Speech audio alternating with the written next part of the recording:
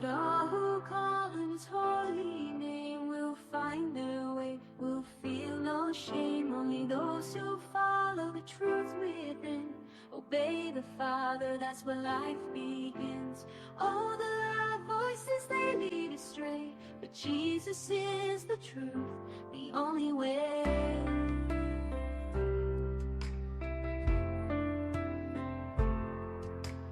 Enter through the narrow gate, for the gate is wide and the way is broad that leads to destruction in the false facade. Many walk that path and don't see the sign, but the gate is small and the way is divine. The road to life, oh, so few will find. In the light of love, leave the darkness behind. Salvation is a gift, it's not of our hands, not by the works or binding demands. It's free for the lost, for the weary soul. Come to Jesus, let him make you whole. If you thirst and hunger, just kneel down and pray. He's waiting there, don't let it slip away.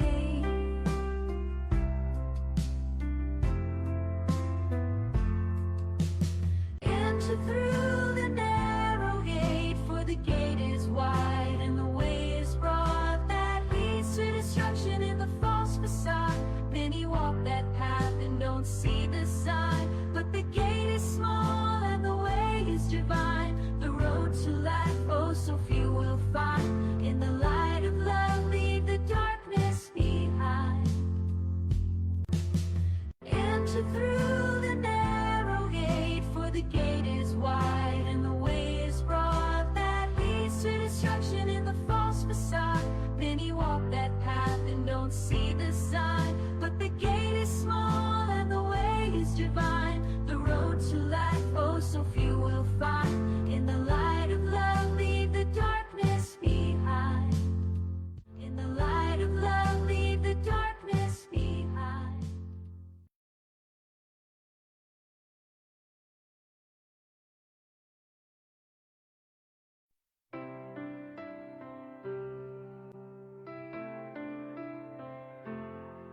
Not all who call on his holy name will find their way, will feel no shame. Only those who follow the truth within, obey the Father, that's where life begins.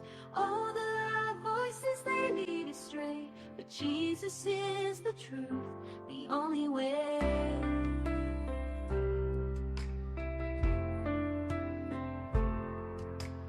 Enter through the narrow gate, for the gate is wide and the way is broad that leads to destruction in the false facade. Many walk that path and don't see the sign, but the gate is small and the way is divine. The road to life, oh, so few will find. In the light of love, leave the darkness behind. Salvation is a gift, it's not of our hands, not by the works or binding demands. It's free for the lost, for the weary soul. Come to Jesus, let him make you whole. If you thirst and hunger, just kneel down and pray. He's waiting there, don't let it slip away.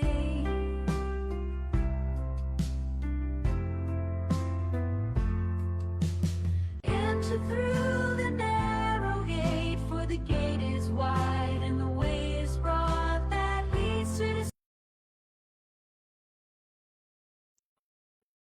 Magandang gabi. Welcome back po sa ating live podcast dito sa Danaro Gate Ministry o sa Facebook. Pastor Ramil, magandang gabi po sa inyo. Ang gabi, Pastor Derek. So, Pastor, Ang gabi sa ating mga tagapanood. ayan. So, saan man po kayo naroon, naabot po ng aming live podcast. Magandang gabi po sa inyo o anumang araw dyan o anumang oras. Magandang umaga o magandang tanghali man sa ibang bansa na. So, yan, Pastor, sa gabi pong ito ay may bago po tayong topic about po Christian liberty at tungkol po sa mga gray areas ng scripture. So, ano po ba yung mga parang malalabo o kumbaga hindi malinaw na sinasabi po ng scripture, Pastor, na ito'y mali, ito ang dapat gawin, hindi doctrinal po siya. Yun po ba yung sinasabing gray areas? Pag sinabing gray area sa Christianity, ay ito yung mga gawain, ito yung mga ginagawa ng tao sa kanyang sarili, yung kanyang kultura, no, na kinalalagyan, na kung saan ay may mga practices na hindi tinatalakay sa Biblia Opo. at siya'y nalilito kung ano ang kanyang gagawin dahil hindi nga tinalakay sa Biblia yung mga gawaing yon, yung mga kaugaliang yon, at yung ah, mga gawa na pinagagawa ng mga magulang sa kanya, no, dahil yun nakagisna na Mhm. ng kanyang mga magulang sa isang kultura na kanyang sinilangan. Ito yung mga bagay sa madaling salita na hindi tinalakay sa Biblia sapagkat noong panahong iyon ay wala pa iyan sa Biblia. Opo. So, Gaya ng paninigarilyo, wala naman noong pang sigarilyo. So kaya hindi nga tatalakayin iyon nung panahong iyon dahil hindi naman naninigarilyo ang tao. Gaya noong pagtatato, no? Bagamat tinalakay sa Old Testament, pero sa New Testament ay sinabi ng Panginoon na tayo pinalaya na sa mga kautusan. opo. Ito rin yung mga sinabi sa Old Testament na tila sinasabi ng Panginoon sa New Testament na hindi na tayo dapat napasakop doon. Gaya nung kanyang sinasabi sa Colosas na hindi na tayo dapat magpasakop sa mga tuntunin tungkol sa pagkain, tungkol sa pamimiesta o sa mga kapistahan, Mhm. o tungkol sa mga gawaing panrelihiyon ng mga Mhm. Hudyo. At ito yung sinasabi na kalayaang Kristiyano, no?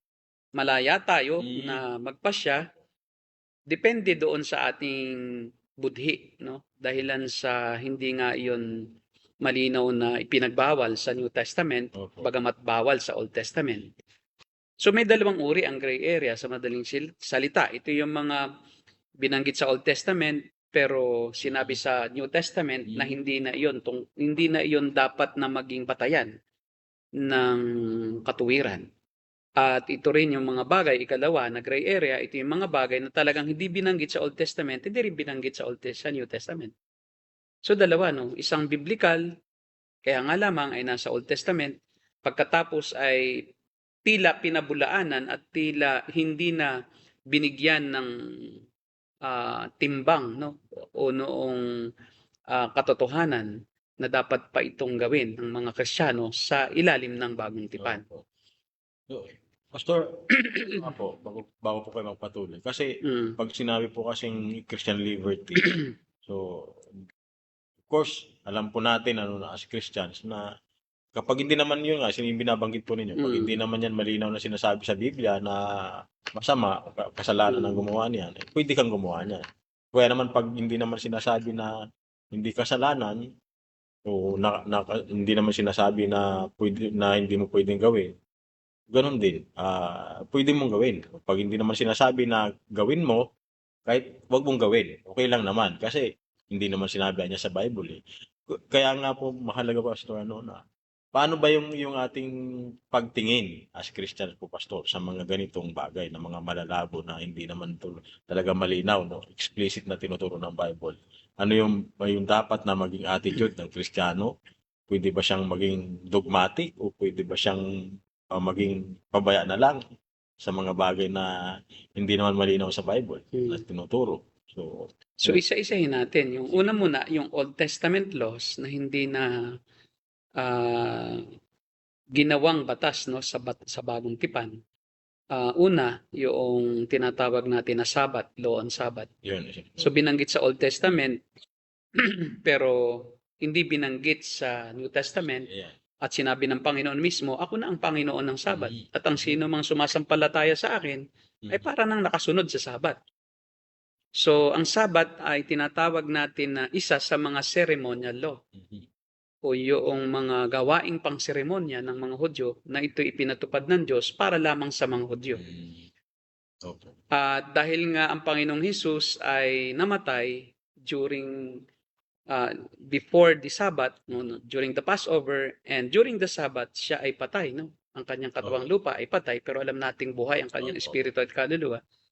Kaya nung siya'y mabuhay na mag-uli sa araw ng linggo, binago ng mga Kristiyano yung araw ng pagsamba. Sa halip na sa Old Testament ay Sabat, ang mga Hudyo at maging ang mga Kristiyano, yung mga mananampalataya noon ay sumusunod pa rin sa araw ng Sabat. Pero noong mabuhay na mag-uli ang Panginoon ay sumamba na sila sa araw ng linggo. At yun ang dahilan na ang sabi ng mga Sabadista, kayo ay heretical dahil ayaw nyo nang sundin ang salita ng Diyos. Well, sinasabi natin na hindi pinag-utos sa bagong tipan na ang pagsamba ay sa araw ng Sabat. Pero yun ay sa lumang tipan. Therefore, yun ang sinasabi ng Panginoon na tayo pinalaya na sa sumpa ng kautusan.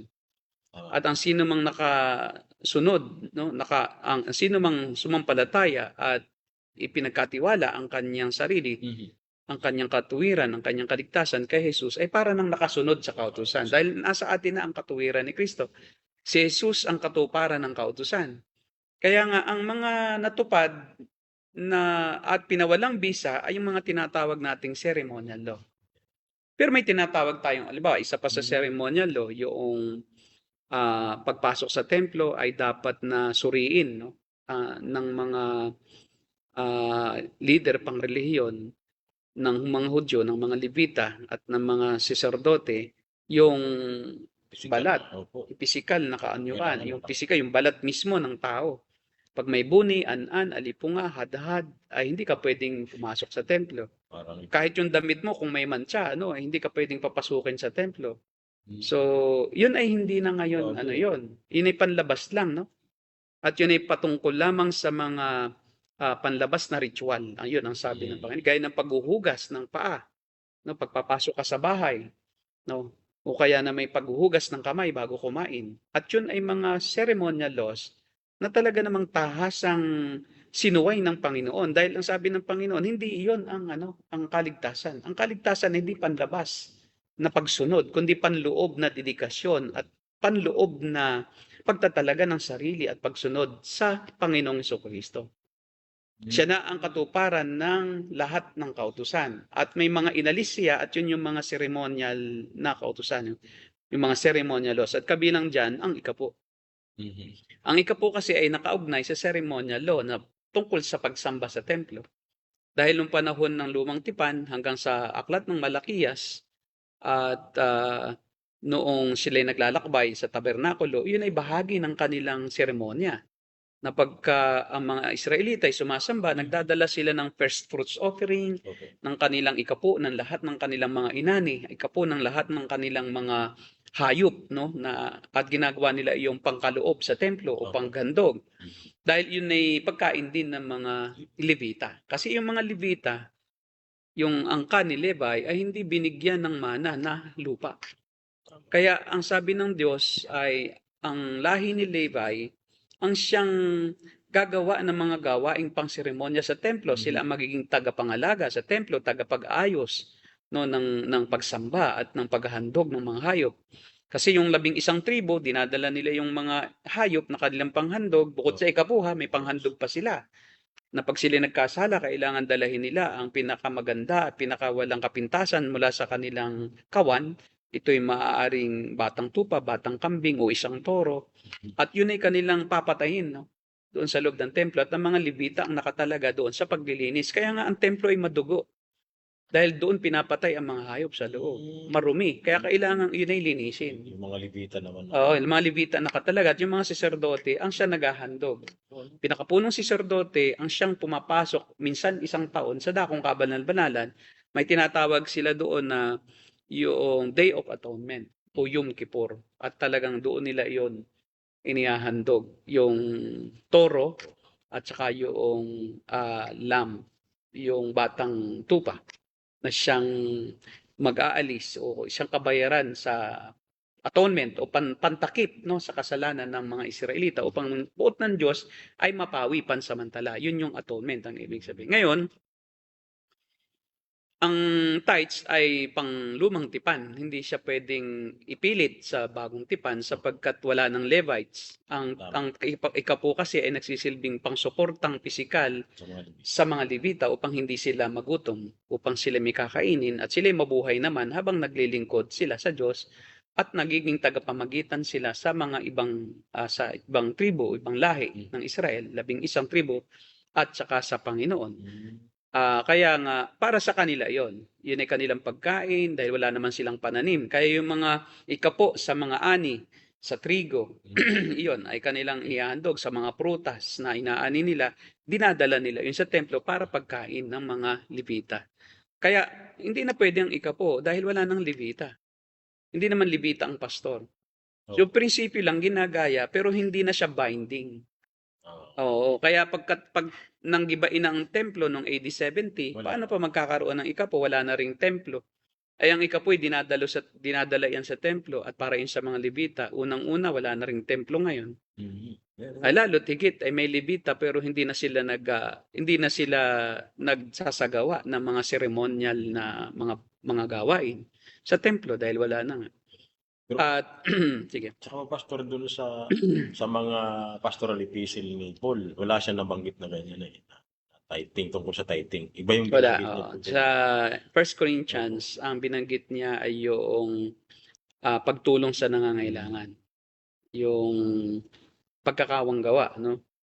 Yung donation para sa mga taga Jerusalem na nakaranas ng matinding taggutom, yung salot. So hinikayat niya ang mga napangaralan niya sa Asia Minor at sa mga hintil na bahagi ng Roma. At kanyang hinikayat sila na magbigay ng abuloy. Abuloy 'yun para sa mga nagugutom. Hindi 'yun ikapo. Wala nang ikapo tingnan mo sa buong epistles. Hindi binanggit ang pag-iikapo, kundi ang pagbibigay sa bagong tipan ay naaayon sa pasya ng puso, hindi mabigat sa loob, kundi maluwag sa loob at mayroong kalayaan at masaya ka. Hindi pinipilit ang pagbibigay. Ngayon ay may ibang iglesia lang sa ngayon na parang yun ang ginagawa nilang minimum na standard of giving. Yung principle lang po. Pero hindi natin pwedeng itali doon at gawin iyong primary teaching ng church na parang pag hindi ka nagbigay ng ikapo, susumpain ka. Yung sumpa na binanggit sa Malakias chapter 3 ay para sa mga Israelita na nanggaling sa pagkakahibihag mula sa Persya, Babylonia at sa ibang bahagi ng mundo na pinabalik noon ni Haring Cyrus ng Persya at itinayo nila ang muog ng Jerusalem at itinayong muli ang templo. Pero nalimutan nila ang pagbibigay ng ikapo. They failed in that mandate that they should continue the sacrificial system of the Jews under the old covenant. So that's why nirebuke sila ng Diyos. Na kaya kayo naghihirap, nakabalik na nga kayo sa Israel, nagtatanim na kayo, nag-aani kayo, pero bakit parang nahuhulog lang sa buslong butas? Ang inyong mga tinatangkilik, ang inyong mga ani, ang inyong kabuhayan, ay hindi naman talaga ninyo na-enjoy. Sapagkat nilimot nyo ang inyong tungkulin. At pinabayaan ninyo ang paghahandog sa templo. Kaya nga yung hinahamon ko ngayon, ibigay nyo ng buong buo ang inyong ikapo upang matustusan ang pangangailangan una ng mga Levita para sila makapaghandog. Kasi kung Levita ka, wala namang nagdadala ng ikapo. Magugutom ka. So, kay mga Levita, nagtatrabaho na rin at napabayaan yung sacrificial system. Hindi naman pwedeng sila lagi sa templo, wala naman silang kakainin. Kaya sila'y challenge at nirebuke ng Diyos na ninanakawan niyo ako. At yun ay para lamang sa specific na mga Israelites during the time of Malakay. At hindi yun para sa lahat ng Israelita sa lahat ng panahon. Hindi yun. Para lang yun sa mga nagsibalik mula sa pagkabihag na dapat supposedly yun ang kanilang inunang gawin. Sa halip na yun ang unang gawin, yun ang kinalimutan. Kaya ngayon ay pag hindi nyo ginawa, ninanakawan nyo ako. Pero hindi naman sinabing susumpain. Binaligtad lang nila kasi yung promise na kung gagawin nyo ito, ay bubuksan ko ang durungawan ng langit at ibubuhos sa inyo masaganang pagpapala. Pero di naman sinabing pag hindi kayo nag-ikapo, susumpain kayo. Walang ganoon. Kundi ginawa nilang logic lang. Extra biblical na iyon. So kaya nga, yan ang isa sa mga kahinaan ng mga tagapagturo na walang sapat na edukasyong teolohikal. Ang nangyayari ay nagtuturo ng maling doktrina at ibinibilanggo nila yung mga Kristiyano sa mga bagay na hindi naman major teaching. At sa halip, inaalipin nila at ginagawa nilang parang hanap buhay yung ministeryo. Kaya, Parang sila'y may karapatan na makialam doon sa pera ng miyembro. Maluwag nga sa loob dapat, hindi dapat napipilitan eh. Hindi dapat napipilitan. So ang isang tunay na Kristiyano naman, ay kung talaga namang iyan ay Kristiyano at nakikita naman yung pangailangan ng kanyang iglesia na kinabibilangan, abay, yan naman ay kusa ng magbibigay. Konsensya na lang niya at budiin niya kung hindi siya tumulong samantalang naghihirap ang iglesia. Hindi din sila masaya. Kaya nga dapat ay hindi itatali, kundi doon sa laman ng puso. Ngayon, yun yung mga ilan sa mga Old Testament laws, ceremonial laws na hindi na pinagpatuloy sa bagong tipan dahil pinalaya na tayo doon sa sumpa ng kautusan at sa mga bisa ng kautusan sa atin. At doon sa pagkaalipin na pagsunod sa kautusan na sa pag-aakala na ang kautusan ang magiging daan sa kaligtasan. yun yung pastor. So, Marami pang iba, no? opo. Marami pang iba. Pero ang hindi po inalis ay ang may Moral. tinatawag tayong moral law. Yun. So, Hindi po ibig sabihin wala na ang ceremonial law ay pwede na tayong pumatay, pwede na tayong magnakaw dahil wala na naman palang law.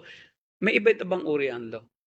No, yung ceremonial law lang ang inalis, ang bisa sa atin. Pero yung moral law ay mananatili na may bisa sa lahat ng panahon. Pero hindi yun ang ikaliligtas. Kundi yun ay pamantayan ng katuwiran. Ng isang Kristiyano, dapat higitan natin yung katuwiran ng mga Pariseo, ng mga mapagpaimbabaw na kunwari sila sumusunod sa seremonya, pero hindi naman sila sumusunod sa moralidad na sa antas ng moralidad na dapat ipamuhay ng isang tunay na nagsasabing sumasampalataya sa Diyos. Kaya, bagamat walang bisa ang moral law para tayo maligtas, pero tayo ay dapat sumunod doon dahil sa pag-ibig natin sa Panginoong Kristo. Yung civil laws, hindi naman rin na natin kailangang sundin yung civil law ng Israel. Iba Parang naman ang Israel civil law natin eh. So sa mga Israelita, sumusunod sila sa civil laws, sumusunod sila sa ceremonial laws, tapos ay hindi pa sila na kontento yung ceremonial law o mosaic law, dinagdagan pa nila. Hanggang sa kunyari para sila banal, nagkaroon ng tinatawag na kurban, na pagka ang isang sako ng trigo ay kanya ng sinabing ihandog ko na ito sa Diyos kahit nasa bahay pa niya, hindi siya pwedeng utangin.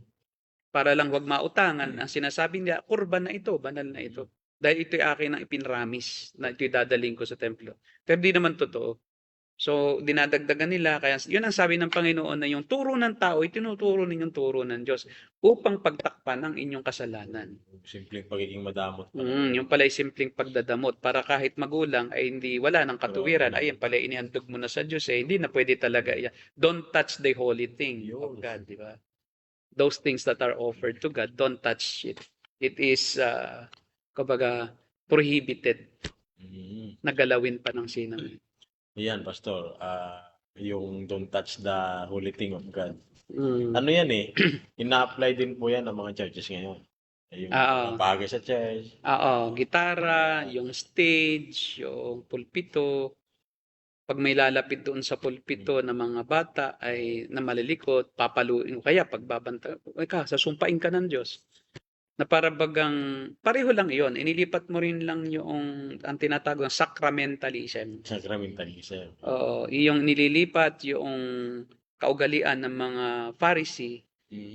Na ganoon din ang prinsipyo na sa mga churches na parang banal kasi iyan, hindi dapat iyang galawin. Pero ang totoo, ayaw lang naman nilang ipagalaw dahil naglilinis. Sabihin na lang. Dudumi. Pwede naman po sabihin, yan ay maayos kaya huwag niyo yung pakialaman. Parang gano'n na lang. Hindi pwede. Kaya parang nagiging panakot na lang po yung Pati nga pastor, panakot Meron kami nung isang member na may anak na bata na nagulat ako nung pumunta ako na meron pala daw ako doong special na mesa sa kanilang table. Pag ayaw kumain, sabi niya, nandyan si pastor, magagalit si pastor. So kakain yung bata kasi naroon ako. Kaya tuloy takot sa akin yung bata. Ginagawa akong espiritu na panakot doon sa bata. Parang parang Cleo. yung Cleo. Para ding yung mga santo. Mga santo. Ganoon. Tapos sabi nga, pastor, ikaw lagi dito kasali Kasi pagka si ganito, yung anak binanggit, malikot, sasabihin ko, ala ka kay pastor, nandyan si pastor. Sabi ko, tika muna, naging all present ako ah. So kaya sabi ko, ito mayroong pang mga sacramentalism, hindi pa naaalis sa sistema. Yung pinanggalingan niya kasi ay Jesus Miracle Crusade. Kaya Na si Almeida ay ganoon, na si Almeida ay beloved at siya'y naroon at siya'y dapat igalang, siya'y dapat mahalin, kaya beloved ang tawag. Parang may special siyang power na pag napalapit ka sa kanya, pagpapalain ka ng Diyos. Which is very erroneous. yung Erroneous teaching. So, yung mga ganyan po, Pastor, yung mga ceremonial laws, hindi na siya binding ngayon. Hindi. Mga kapistahan, Yes. yung mga Hanukkah, yung tent of tabernacle, yung Feast of Tabernacles na naglalagay sila ng tent sa labas. Tapos kasi ginugunita nila yung kanilang wandering sa wilderness. Tapos yun nga, yung Day of Atonement, yung Kippur. Sineselebrate nila. Ang problema yung ibang Christian, binabalik yun ngayon, yung mga Hebrew roots movement. Yun, opo, yan. Isa yan sa, yung sa mga Binabalik uli nila. Meron akong alam sa Infanta Quezon na Christian, Pentecostal, tapos napaalis yung mga namamahala, yung pastor, naging Hebrew roots ang style. Mayroon na pala doon, ano? Talaga naman ang infanta. Nagpipist din sila, nakikipiesta sa kung ano yung piyesta sa Israel. Ganon din. So, ang nangyayari, bumabalik sila doon sa ceremonial law. Na para bagang pag hindi mo yung ginawa, ay parang ikaw ay kapos sa katuwiran. Samantalang binaliwala na nga ng Panginoon, hindi sa panlabas, hindi sa pagkain, hindi sa mga seremonya, no? Na kailangan mong magugas ng kamay. Kaya nga 'di ba laging ang Panginoon Kristo tinutulig siya. Kasi during the Sabbath, nagpapagaling. Bawal magtrabaho pag Sabbath. Sabi nga ng Panginoon nung siya magpagaling, di ba kayo, pag may nakita nga kayong asno ninyo nahulog sa balon, hinahango niyo tuwing araw ng Sabat Napaka-ipokrito ninyo. Tapos ako, itong 38 years na may sakit na tao, pinagaling ko. Ayaw nyo. Tapos ay yung lumpo, mula pagkabata, ay doon sa may Siloe, yung Pool of Bethesda rather. Yung Pool of Bethesda, hindi siya makapunta dahil nga lumpo. Ang sabi ng Panginoon, anong gusto mo? Gusto ko po ako yung makalakad, kaso nga lang di ako makapunta roon. Nauunahan ako agad Sabi ng Panginoon, buhatin mong higaan mo, umuwi ka. Di ba? Kasi binuhat. Yung mga Pariseo, sa halip matuwa na nagumaling yung isang tao, nagalit. Kasi may law of Sabbath. Biruin mo. Yung Sabat na ngayon ang mas mataas kaysa pagkahabag sa tao. Kaya sabi niya, habag ang ibig ko at hindi awa. Diba? Naawa ka lang pero hindi ka nahabag. Hindi malalim yung iyong pamantayan ng kahabagan ng iyong concern sa tao at ang concern mo, yung sarili mong kabanalan. Napanlabas lang. Kunyari ay banal ako, kita mo, binabawalan kong magbuhat ng higaan. Kasi ang pagbubuhat ng higaan ay isa sa trabaho during Sabat. Kaya mga Israelita, pag araw ng Sabat, nakalatag lang ang banig dyan. Tapos hindi sila mag-aalis ng muta. Kung may muta, pagising, natural, may muta sa mata. Hindi yan nag-aalis, hindi naghihilamos. Papakita pa sa tao, kung may muta ako'y banal. Kasi ibig sabihin, hindi ko inaangat ang aking daliri para linisin ang aking sarili. Nakita mo na? Para maituring na, banal talaga siya o may muta pa. Ibig sabihin, talagang sinusunod niya yung batas na na dapat tuwing Sabat ay hindi ka man lamang maghihilamos. Kaya kung meron ka pang dungis-dungis, walang problema. Hindi maliligo, no? Hindi pa maliligo, magpapaamoy pa yun. Mabaho ako. Praise God. Paano po? Kasi sumusunod ako sa Diyos. O diba? Yung mga babae halimbawa na ganun din. Sila na Hindi nagtututbrush yun. Walang toothbrush yun. Kasi pag nagtutbrush ka, naglinis ka. Dapat pag araw ng Sabat, wala kang gagawin kundi magpahinga, manalangin.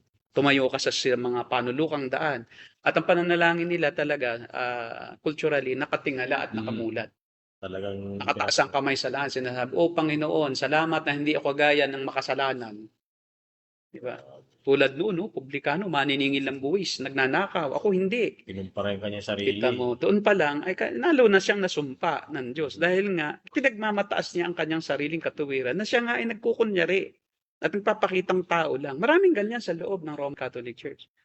Nagsisimba sila dahil gusto nilang makita ng kapitbahay nila na sila'y banal. Manang. Mga manong-manang. Pero sila ang mga naunang tsismoso at tsismosa, yung mga manang. Nag-aabang sila ng papasok. Sabi, uy, buntis yung anak ni ganere. Oh. Sino kayang ama? Totoo po yan. Di ba? Maraming O kaya pumasok, hawak kamay pa lang, buntis na. Yun oh, yung anak ni ganito, Nicolas at saka ni Toriana. Di ba? Oh. Buntis na. Kailan kaya manganganak? Hindi pa naman mag-boyfriend pa lang. So kaya ang mga nangyayari, panlabas lang, nakabelo, di ba? Kasi nga, para magmukhang banal. Nagdadamit ng mahabang saya, tapos ay kung kumilos, parang pinong-pino, di ba? Parang pinong-pino rin yung galaw nung nasa unahan, pag nag-sermon. Hindi makabasag pinggan, para madama yung kabanalan. Ang kabanalan sa kanila, panlabas, pandama. Di ba? Sa galang-galang din. Skin deep. Pang ano lang, pangbalat kayo. Hindi talaga pang loob, hindi pang puso eh. Pero hindi nagagalit pag kita. Pero pag mag-isa yan, nagwawala yan. Diba? Hindi sila consistent yung kanilang karakter. Wika nga, ang tunay na karakter ay nakikita kung nagsosolo ka. Yun. Kung walang pagkakaiba ang karakter mo, kung ikay nagsosolo at kung may tao, yun ang tunay na karakter. Ibig sabihin, hindi ka balat kayo. Totoo kang tao. Pero kung ang kabanalan mo ay pag nasa loob ka lang ng simbahan, ay hindi ka tunay na nagbabanal-banalan ka lang. Hindi ka tunay na banal. Hindi ka tunay na makatuwiran. Paglabas kung ano-ano na ang ginagawa. Kaya nga yung mga mahilig man judge na, uy, matato. Siguro sa impyerno yan. Uy, maraming hikaw, maraming ano. Ayaw ng tabihan kahit sa bus namimili. Akala nila yung panlabas na yun, hindi kayang baguhin ng Diyos eh. Parang nag-aasal Diyos sila. Na ang Diyos nga mismo, hindi naman panlabas ang tingin. Pero yung panlabas silang nakikita, parang nag-aasal Diyos sila na niyusgahan nila na ito na yung panloob niya. Kaya kaya may kalayaan tayo doon sa kung anong hindi naman nakasulat sa Biblia, ay huwag mong husgahan. Di nga naman nakasulat sa Biblia, ayun ba't husgahan mo? Na mali yun. Ano po masasabi natin yan, Pastor? Yung may tato, nagpatato. Pwede ba ng isang Kristiyano magpatato? Okay lang ba? Ang pagtatato ay cultural. May mga kung ikaw ay nasa bilangguan at kayo napagbintangan. Halimbawa, maraming tao na napagbintangan sa krimen na hindi nila nagawa. Kultura doon na ikay tinatatuan kahit ayaw mo. So, at kung ikaw naman ay isang mananampalataya at ikay natatuan, hindi ibig sabihin na wala ang kaligtasan mo o nagkasala ka. Hindi panlabas iyon. Yun nga lamang, inuhusgahan sa labas na makasalanan sila. No? Pero hindi sa pagtatato at hindi doon sa tato mismo ang dapat batayan natin ang katuwiran, kundi ano yung nasa loob ng tao. Maaring yun ay nung hindi pa siya Kristiyano, may tato na siya. Ang masama kung Kristiyano na siya at siya kasakasama ng mga durugista at dahil kaya siya nagpatato ay dahil siya durugista din. Ngayon, wag natin munang husgahan yan. Mamaya titingnan natin ang mga prinsipyo, ang pagkukulay ng buhok. Yun, kasama ko. Diba? Ngayon, ang hilig-hilig. Meron dito kulay green, dito kulay orange, tapos dito kulay white, tapos dito kulay black. Mga pabangs pa. May pabangs pa dito na kulay blue. Oo. Yan ba ay so kung sa biglang tingin mo, parang kakaiba tong taong ito, di ba? Pero mayroong ang tao na panghusga na agad ang tingin, masama itong taong ito. Masama kasi parang problematic ang taong ito. Bakit siya ganyan? Nagre-reflect lang sa kanya buhok yung uri ng pagkatao na meron siya. Pero tingnan muna natin ang kasaysayan. So, wag nating husgahan agad. Kasi hindi naman yung pagkukulay ng buhok. Ay, paano yung nagkukulay ng buhok dahil pumuputi? Di ba pagkukulay din ng buhok? Yun, hindi lang kita dahil itim. Di ba? So, yun pala, yung nagkukulay din ng buhok dahil itinatago niya ang puti, pareho lang din. Pareho namang nagkukulay din lang. Kaiba lang, ibang kulay niya. Yung kulay mo, itim. So, oo, masyado tayong judgmental sa pagkukulay ng buhok. Baka mamaya, pagka tumanda ka, magkulay ka rin. Malapit na pa mo. Yung pag-inom ng alak. Isa yan sa gray area dahil binanggit sa Bible na uminom ang Panginoon Jesucristo ng alak. Ngayon naman ay ginagawa nilang lisensya ngayon sa Pilipinas, sa mga Kristiyano at maging sa ibang bansa, na talagang nagpapatayan sa alak. Laklak dito at laklak doon, magdamagan, no? Walang pahinga. Wala naman na niya sinabi. Wala naman sinabi anyang bawal eh. O totoo naman talaga, hindi naman sinabing bawal ang alak. Ang sinabi, bawal maglasing. Yes. Ngayon, cultural yan. Sa Israel kasi, it's part of the world. It's a country like South Korea that there is also winter and summer. May spring, may autumn. And dahil sa kanilang climate ay bahagi ng kanilang meal, especially winter, na pagkatapos ng kanilang meal, tutungga sila ng isang tagay na alak, pero hindi siya alak ngayon. During the time nang ininom ng Panginoong Jesucristo, no, in context ay yung grape juice. At yung grape juice ay naturally fermented. Anong ibig sabihin ng naturally fermented?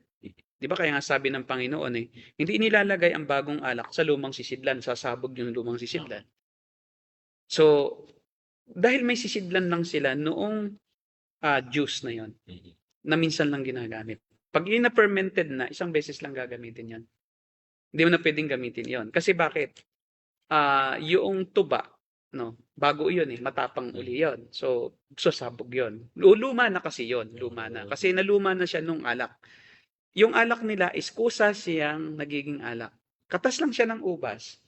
Pero hindi siya pinadadaan sa apoy. Yun ang kanilang paraan ng making wine o wine making. Yung katas ng ubas, katas ng usually ubas lang, yung katas ng ubas. Kanila yung dinudurog yung ubas, paanga tinatapak-tapakan.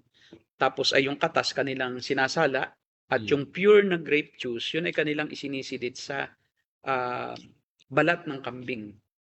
Usually, balat ng kambing o balat ng kamelyo. Tapos ay pinapa-age siya. Kasi hindi pa na-invento yung barrels. Na pwede pala sa barrels. Yung kahoy na sadyang may uri ng kahoy kasi na nagagawang ganun. So, ang invento nila ay yung kayo. Yung, ang tawag doon, yung wineskin. Kaya tinatawag wineskin, balat ng hayop. Tapos, they will make it sit there anywhere sa kanilang na malamig na lugar. Tapos, kusa iyon na magiging alak. Kasi may mangyayaring natural process na fermentation. Mapi-fermented siya, natural. Tapos pag alak na siya, depende sa tagal. Pag matagal na, lalong sumasarap. Pag medyo maasim-asim pa yan. Pero habang tumatagal, nagiging refined. Diba? Kaya noong ang kasalan sa Kana, naubusan ng alak. Ang ginawa ng Panginoong Hesus, inutos siya, punuin ninyo yung mga tapayan dyan ng tubig. Tapos punuin ng tubig, sabi niya, kumuha kayo. Tapos isinerve. 1 week na halos yung inuman. Socialization. Sabi ng mga tao, bakit ipinahuli ang masarap? Di ba? Dapat ang una masarap, di ba? Kasi paglasing na, di na alam ang lasa Di ba? Masarap ang inuhuli. Ngayon, yung wine na yon is not damaging to the body. It is not, at saka yung kanyang may tinatawag tayong proof, no? Yung level of alcohol content ay mababa lang. Kaya kahit na, di ba, 1 linggo, nagiinuman pa rin. Kasi may level lang. Hindi gaya noong alak ngayon na gin. Okay. Minimum ko, hindi ka aabot ng 1 linggo to. Ay, hindi. 1 araw lang. Patay ka pag tuloy-tuloy ka. Distilled yun. Kasi ang process ngayon is distillation, not fermentation. Yung parang, yung may mainit, tas yung pawis ang kinukuha. Pero iyan, hindi na dumaan sa distillation actually. Hindi po totoo yan na wine. Ang gin po ay chemical. Chemical yan, pure alcohol. Nako. Kaya 70% alcohol. Meron silang chemical na ginagamit. Hindi ka makakaproduce ngayon ng ganyang karaming alak gamit ang katas ng prutas. Dahil wala nang maraming prutas ngayon. Maski nga yung suka, hindi na po tunay na suka yan. Huwag kayong bibili ng suka na nasa bote ng gin sa lapad. Dahil po iyon ay glacial acetic acid. It is not pure suka. Yan po ay glacial acetic acid na pagka yun ay walang halong tubig, yung glacial acetic acid, malalapnos ang balat mo. Malaagnas ang buto mo. Maagnas ang laman mo sa buto. May iwan lang buto.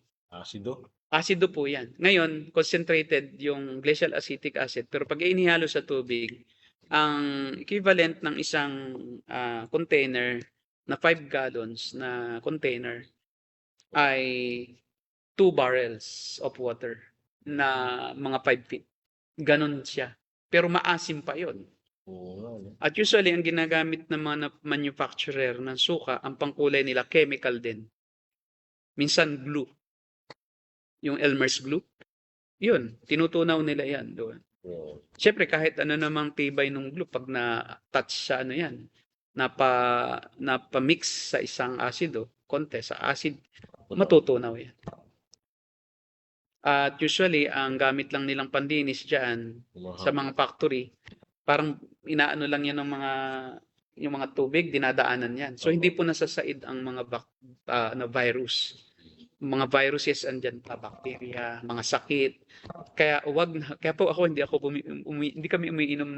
kami gumagamit ng suka na manufactured sa market. Ano na lang, We buy from local sukang paumbong. sukang sasa o sukang nyug.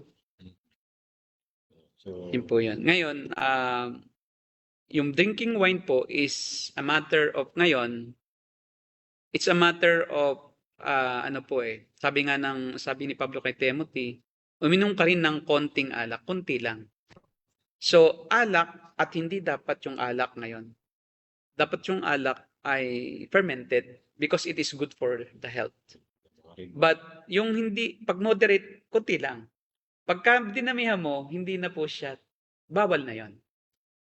At yung alak dapat ay yung grape wine na similar sa wine noon para hindi tayo magkamali.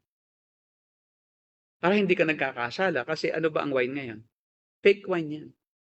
Kaya nga kung ating babasehan yung pamantayan ng Bible dun sa alak, mo lang makakapasa. Kasi yung mga Maria Clara Sangria na yan po ay chemical din. Huwag kayong maniwala na natural yan. Hindi po yan. Hindi po totoo yan.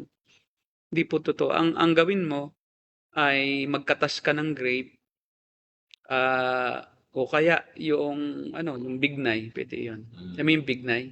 Bignay wine. Pero huwag mong i-distill kasi meron pa ring distillation process yung iba eh. Ang distillation kasi is yung init, papakuluan mo, tapos yung singaw noon may malamig naman sa ibabaw at yung singaw noon, yun ang iyong iinumin. That is already distilled. And that is bad for health. Kasi hindi siya natural. Kumbaga, pinorse mo siya. Piniwersa mo siyang makatas yung alak doon sa ubas. Doon sa katas ng ubas. So, anything that is forced is bad for your health. Kaya, hindi masama yung alak noon. At saka noon, ang tao, culture yun, hindi masama sa kanila. Isa pa, walang matitisod doon sa kanila. Kasi part of their culture, socialization, yung part of meal, lalo pagka yung special meal, yung may mga bisita, talagang mayroon yung konting wine. Maging sa paghahandog sa templo, mayroong wine offering. Pagtapos ng paghahandog, yung wine ang inaano yan sa ground. Ibig sabihin, it's already finished. Complete na ang offering sa Diyos. So, wine per se is not evil. The same with money. Money is not evil in itself. What is evil is what we do with wine and what we do with money. If we use wine and money for our pleasure and to rely on the effect of this, diba? Or the influence of money and not on God anymore, doon ka na nag-rely sa bisa noon at sa influence ng money para ka magkaroon ng peace of mind, satisfaction, para ka magkaroon ng happiness, then that is evil. What is evil is what you are doing with the things that are natural. Natural lang naman. Di ba? Kahit ang pagkain is evil pagka gininamihan mo. Naging gluttony na. Kasi ang food is not bad in itself. It is not evil in itself. But if you take food irregularly, like mayroon kang sakit na yung ayaw mong kumain dahil mayroon kang gustong gusto mong magpapayat to the point na ayaw mo na talagang kumain, that's bad for your health because you also need nutrients. Your body needs energy, carbohydrates. Your body needs protein para maging lean ang muscles mo. At magkaroon ka ng lakas everyday. So pagka walang-wala na talaga at nag-fasting ka na ng 50 days, eh bawal yun. Kasi hindi ka naman ang Panginoon Jesucristo. Kasi yung iba nagpa-fasting just to show off na I'm spiritual. Wow. Yung, lalo naman yung bulimia naman, yung anorexia, Bulimia. yung bulimia naman, rather, yun naman takot tumaba. Parang anorexia yan eh. Opo. Takot Nervosa, parang ganun. Yun namang isa is bulimia. Ito yung, siya. Takaw. yung overeating. Na sa food nang gagaling ang comfort. Na kaya siya kain ng kain kasi pag kumakain siya, nako-comfort siya kasi ayaw niyang maghanap ng comfort sa Diyos kundi sa food. So anything that becomes source Opo. of our joy, happiness, and comfort rather or other than God, then that is evil Opo. in itself. Yung evil yung nangyayari, hindi yung mismong pagkain ng evil. Yes. So, yung ating attitude lang towards God. Yung attitude natin. Kaya nga kasalanan ay nagmumula sa puso ng tao Kaya nga po, Pastor, sabi dun sa sa desisyon. sa pinag-aralan namin sa biblical counseling, talagang counseling issue yan. Yung ganung hindi mo siya pwedeng sisihin na dahil ako may depression, ganyan. Hindi po. Hindi natin dapat gawing justification na tayo may sakit lang kaya tayo kumakain ng ganun o kaya tayo ay ayaw kumain. Kundi it's part of your freedom of choice. Tama. And the Word of God gives us principles, no, to escape from those Yes. sins in our lives. Kasalanan kasi 'yon. Kasalanan ang maghanap ng comfort sa ibang lugar maliban sa Diyos. Kasalanan ang maghanap ng kasiyahan Bagay. maliban sa Diyos. At pag iyon ay napalitan na, pag ang Diyos ay napalitan na ng mga bagay, ng pera, pagkain, ng inumin, ay tayo ay nagkakasala ng idolatry po yun. Yes. Pagsamba sa Diyos-Diyosan. Okay, yung pong isa pa, so matinaw na tayo sa drinking wine. Opo. So hindi kasalanan mismo yung wine, ang kasalanan ay maglasing. At yung wine na yon ay dapat na yung wine na naturally fermented para hindi masama sa kalusugan dahil prinsipyo, nasa atin ang banal na espiritu na nananahan sa atin. So ang sumira sa katawang ito na tinatanang ng Espiritu Santo ay nagkakasala sa Espiritu Santo. Sinisira mo yung kanyang tahanan. Pero dito, Pastor, sa atin, sa Pilipinas, no? Dahil yung kultura dito talaga iba That's another consideration at yun mamaya ang tatalakayin natin. Mayroon niyang prinsipyo. Ikalawa, yung sinasabi lang natin, yung mga bagay na gray areas no, sa atin, culturally, especially, no? Yung Halloween, yan. Marami ang nagsasabi na yun daw pag-join sa Halloween in itself is sinful. Like for example, mayroong Halloween party, tapos ay kung estudyante ang anak mo doon sa eskwelahan, ay dahil sa takot mo na baka yung anak mo ay hindi pumasa. Kasi nire-required ng ibang mga eskwelahan na mag-join ka sa mga activities. At may plus points yun. Kasi nire-require nila yung attendance. Kasi para buo yung klase. Para may support yung group sa eskwelahan as a whole. Ngayon, kung ang celebration ng Halloween ay talagang nakikiisa ka doon sa mga pagsamba nila o paniniwala sa mga espiritu, mangkukulam, yung mga evil spirits, masasamang espiritu, at yung mga anting-anting, agimat, at yung mga anyo ng kadiliman, no, na kanilang pinaniniwalaan tuwing Halloween, kasalanan iyon. I have an interview with ABS-CBN on Halloween. No? Very rare na dalawa lang ang aking yung na-interview ako sa Manila, sa Business Mirror at saka sa ABS-CBN. Tinanong kung ano yung aking view sa Halloween. Ngayon, sa Pilipinas ay masyadong ang mga Kristiyano, hindi kaya sa US Sa US, open sila dahil alam nila, malaya sila So walang nanguhusga kasi. So ang ginagawa nila sa US, especially yung aming God Questions team, namimigay sila ng candies. Pero hindi sila nagsusuot ng mga Dracula costume, ng mga kundi sila nagjo-join sa Halloween to express their concern and love at meron silang mga Bible verses na ipinamamahagi. But they also joining the festivities. Walang problema yan. Kasi God knows their heart. Pero sa Pilipinas, dahil masyadong judgmental, parang may ibang mga grupo ng born again na pagka ikaw ay kahit mag-evangelistic ka, yung umahalo ka, din nag-evangelism ka, ay masama yan kasi parang yung pagsama doon mismo masama. No, it's a gray area dahil walang Halloween noon. Yeah. Kaya nga tawag nating gray area yan eh. May sinabi ba sa Biblia na Halloween? Wala naman. Di ba? Wala. In fact, ang katumbas ng Halloween ay yung kapistahan ng mga pagano. Na sila rin ay nagse-celebrate, nagkakainan, nagpapalitan ng regalo, like Saturnalia. Like Christmas, no? Hindi lang Halloween but also Christmas. Yung ang Halloween ay dahil sa costumes, parang masyadong nadiinan na ito'y sa demonyo. Kasi mayroong costume.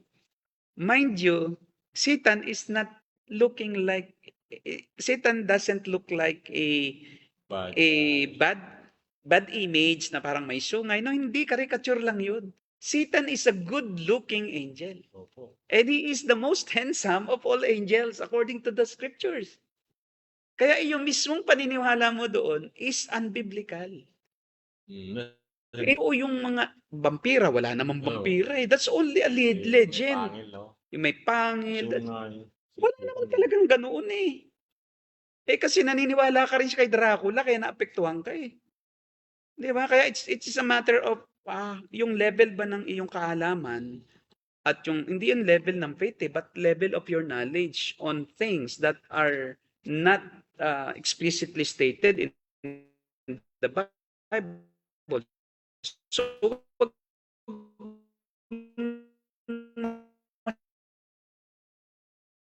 tingin doon ay wala lang. Di ba?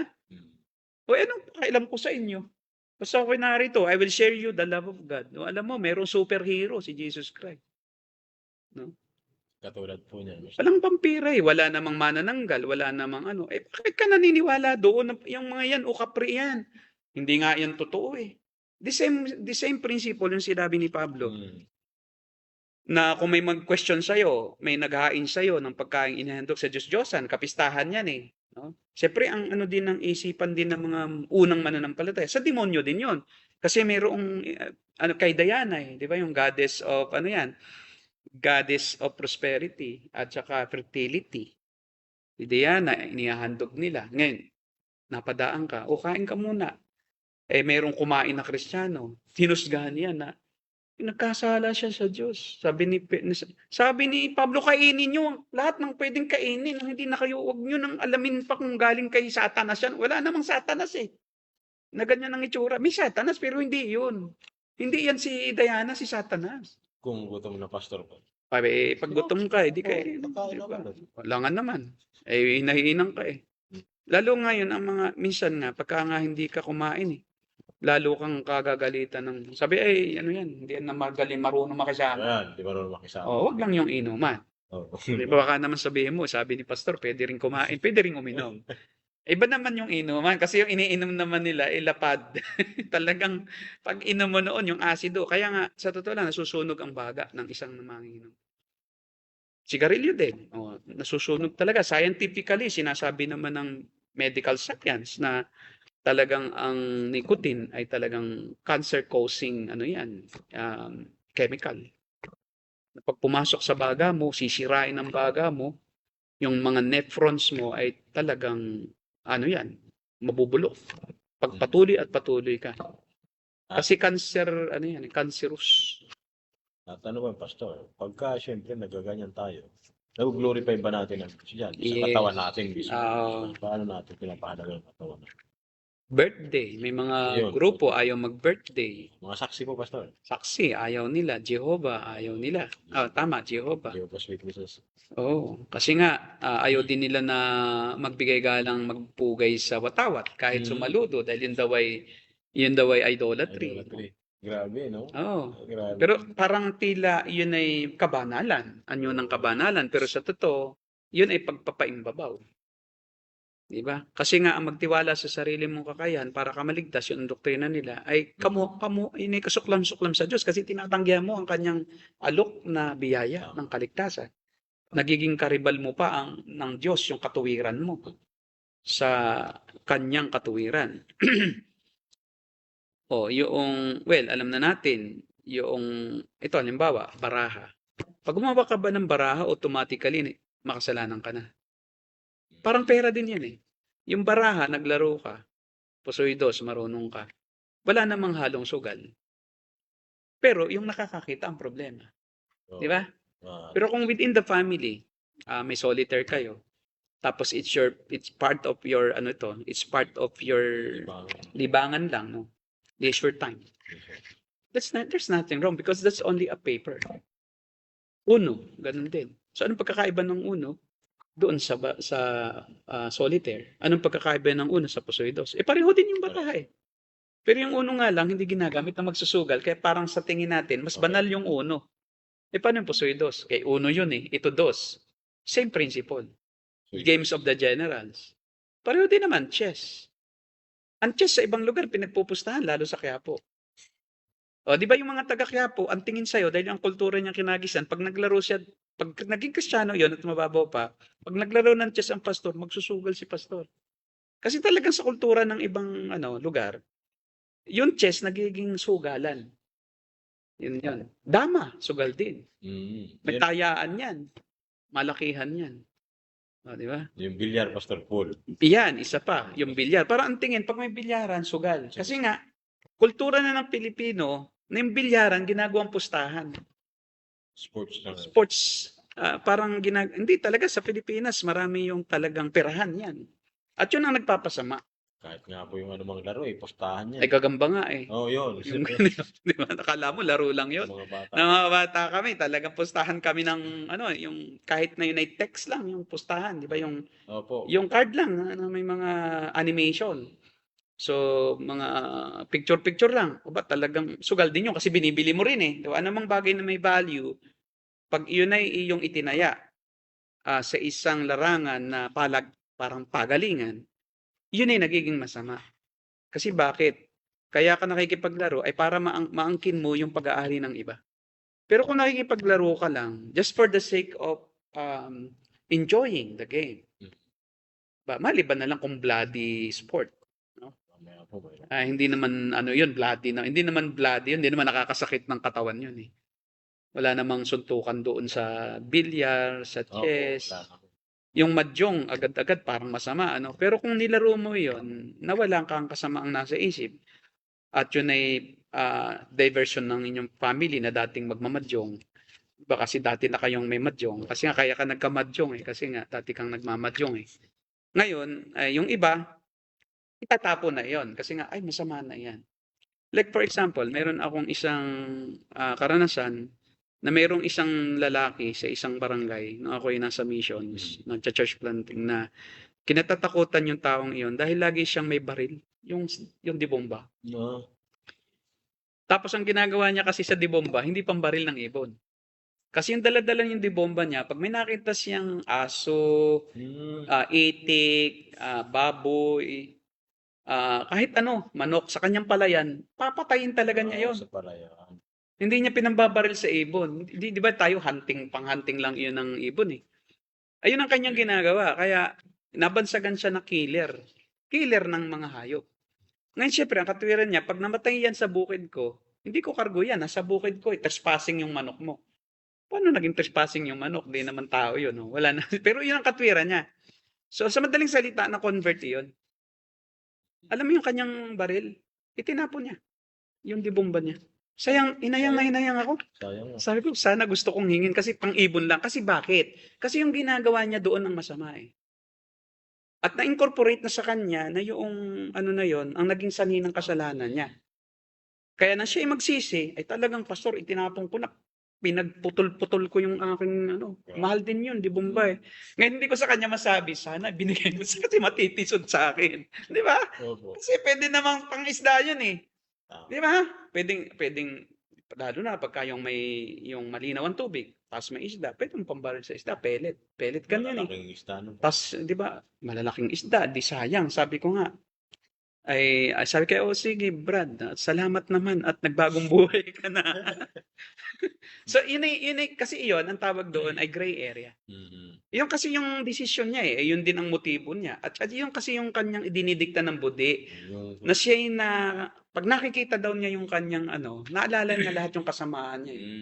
Parang yun yung nagre-remind sa Oo, yun ang nagre-remind sa kanya nung kanyang kasalanan na naglayo sa kanya sa Diyos at naging daan upang siya ay kamuhian ng pamayanan. So ngayon gusto niya magbagong buhay, normal sa kanya yun. At kanya naman yun eh. O desisyon na niya yung kanya. Wala ka ng karapatan doon. Opo. Huwag mo nang hingin. Diba? Kasi magkakasala pa siya. Sasabihin niya, uhusgahan ka, si pastor pala, ganun din sa akin. Kasi ang nangyayari kasi, ganito ay tandaan natin, iba-iba ang pananaw natin sa pare-parehong bagay. Opo. Isang bagay, pero may iba kang pananaw dyan, may iba kang pananaw dito, may ibang pananaw ang ibang tao. Nakadalasan ay maganda ang paningin mo doon sa isang ginagawa mo o sa isang bagay na mayroon ka, pero yung iba pangit. Kasi ibang karanasan niya sa bagay na yun. Oo. Yung mga tinatawag na gray area na hindi naman, kasi kaya nga hindi natin siya masabing kasalanan dahil hindi naman taas ang sinabing kasalanan. Yung bang chess kasalanan, yung bang bilyar kasalanan na agad. Eh kung may nakalagay diyan, bawal magpustahan, bawal ano, libangan lang. Di ba? Oh, di ba? It's pure leisure only. O yung dart, yung bang dart, masama. Yung table tennis, masama. Ay sa ibang lugar, yung table tennis, ginagawang pustahan din. Sports yun. Sports yan eh. Yung Dart, dart, lahat po yan. pustahan din yun. Yung dart, yung international dart. Lahat naman po sports. Lahat ng sports, pwede kasing maging masama ang isang bagay kung ginagawan mo ng kasamaan. May motibo mo. Oo, kung ang motibo mo na ay gamitin yung isang bagay na yun to gain something without working. Yun. Without sweating. Parang di ka nagpawis pero ginawa mo yung skill mo na pangkita at the expense of other people's hard-earned money. Pinaghirapan nila pero kukunin mo lang sa madaling paraan. At iyon ang nagiging kasalanan. Kung ano yung motibo mo, kung ano yung iyong gustong makaptan o maranasan out of that something na hindi idineklara ng Biblia na mismong kasalanan niyon. Kasi pagdating sa mga ganyan, may kalayaan tayo. Pero merong explicitly na masama. Ano ba? Joining yung combat sports or bloody sports like Muay Thai, Muay Thai, Taekwondo, mixed martial arts, tapos yung boxing, wrestling. Well, sa ibang lugar ay purely sports, no? Diba, sa school. Pero pagdating sa entertainment, talagang pinagsusugalan yan. Si Pacquiao ay talagang hindi makakatakas sa sugal. Siya mismo tumataya eh. Langan naman. Diba? May pinopromote. Lalo kung alam niyang mananalo siya at dihado yung kalaban, ay tataya yan ng malaki sa kanyang sarili. Puro iba yung kanyang pababayarin. Kasi nandyan ang tukso ng malaking pera. Milyong dolyar ang kinikita niya. So, isa pa, ito, katatapos lang, no? Si Conor McGregor, bago maglaban sila ni Holloway, nanonood no? Yun nga, ang panonood ba masama? Napanood ko rin yan eh. O, napanood mo rin, di nagkasala ka rin. Kasi yung iba kasi, ayaw talaga, Paul Washer, ayaw manood ng ganun. Well, kanya yung conviction niya yun. Pero kung kaya kong ihiwalay ang aking sarili sa karahasan at entertainment ko lang ngayon, why not? Okay. Maliban na lang kung talagang explicitly yon, sobrang madugo at sobrang talaga. Hindi naman eh. Pinapatigil naman 'yan pagka na eh. Meron kasing yung tawag doon, yung nakatago na ganun, patayan talaga. Yung Secret, Opo. hidden sports na talagang patayan, mawalang rules. Ito may mga rules. Ngayon, ang doon is, bago yung laban, sino daw sa kanya si Jesus Christ? Nagpatotoo siya. Sabi niya, Jesus Christ, I would not be here if not for the Lord Jesus Christ. Jesus Christ is my Lord and my Savior. Nothing in the world can surpass Him. Ganun, ng connotation. Siya ang aking Panginoon. Siya ang nagbibigay sa akin ng lakas, ng lahat ng bagay upang ako'y maging ganito. Kundi dahil sa kanya wala ako rito. Ngayon, ito ang mahirap i-reconcile eh. Sa bawat suntok mo, can you glorify God? That you are hurting the other person. Hindi naman pwedeng dahan-dahan ang suntok mo. Paano ka manalo? Ang ubus lakas iyon hanggang sa mabalian siya. Depende kung mamatay siya. Di ba? So, I find it very hard to reconcile sa biblical na. with biblical standards, yung manakit ka ng kapwa mo sa isang sports, kahit pa may rules. So I would rather go for not um, involving in that kind of sport. Oh, so, Kasi, pero maliban na lang kung ikaw ay pinwersa, like yung mga unang Kristiyano, ginagawang gladiators, no? During the time ng mga emperador na lumalaban sa Kristyanismo. so ang ano diyan, Pastor, yung mananakit ka ng kapwa. Yun ang hindi siya parang hindi ano sa parang hindi tugma sa Mm. biblical standards. Kasi love your neighbor eh. Hindi pa rin sabing, I love you. Boom. Ito pa, Pastor, katulad nito. Kaparehas din ni McGregor. Actually, si McGregor po, ano siya eh. Nung mga nauna na malakas pa yan, minamak niyan si Jesus Christ eh. Kung napanood niyo pa yung mga yun. Oo. Parang nung una, di ba tama, ayaw niya. Opo, Tapos, galit siya. Lalabanan pa nga daw niya eh. Oo. Di ba? Nakita niya, if Jesus Christ is a fighter, I will fight him. Sabi niya eh. Tatalunin ko, di ba? I will defeat him. No one can defeat me, even Jesus Christ. Tapos inambol siya. Nabali ang kanyang ano ni... Tama. Napagdatan po siya. Ito naman, sige. ito naman, Pastor, yung kababayan natin. Magagaling kasi ito eh. Joshua Pasio. Si Joshua Pasio. Naging Christian siya. Kaya lang, active itong Kristiyano. Talagang, para nakita ko, hindi ko alam kung testimony yun, nag-preach siya, nasa pulpito siya eh. Ngayon, lumalaban siya, champion siya eh. Yung katatapos ng laban niya, muntik na niyang mapatay yung mag-pass out yung Dahil naked. Prayer naked. Opo.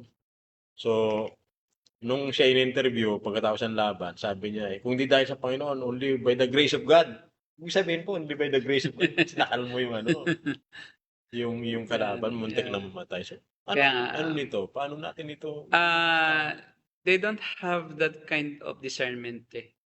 So we don't question their faith. We don't question their relationship with God. But because of their involvement in that kind of sports, we will consider many things. Firstly, money. If they will just leave the sports and they would involve in other kinds of business or activities, they will lose a lot of money. So I would suppose that it is because of love of money.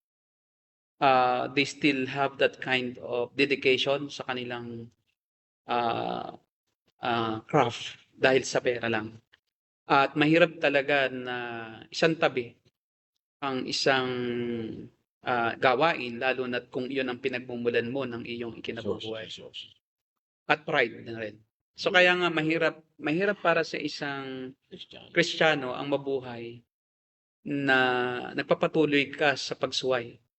Alam mo ng masama, patuloy mo pa rin ginagawa. At ginajustify mo pa yung iyong masamang ginagawa.